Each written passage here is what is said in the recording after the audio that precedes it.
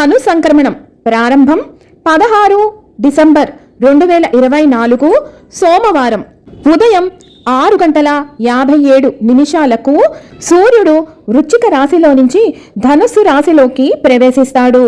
ఇలా ధనస్సు రాశిలోకి ప్రవేశించినటువంటి సూర్యుడు స్వస్తి శ్రీ చాంద్రమాన శ్రీ క్రోధినామ సంవత్సరం ఉత్తరాయణం హేమంత ఋతువు పుష్యమాసం కృష్ణపక్షం 14 జనవరి 2025 మంగళవారం రోజున పగలు 2:45 సూర్యుడు ధనస్సు రాశి నుంచి మకర రాశిలోకి ప్రవేశిస్తారు.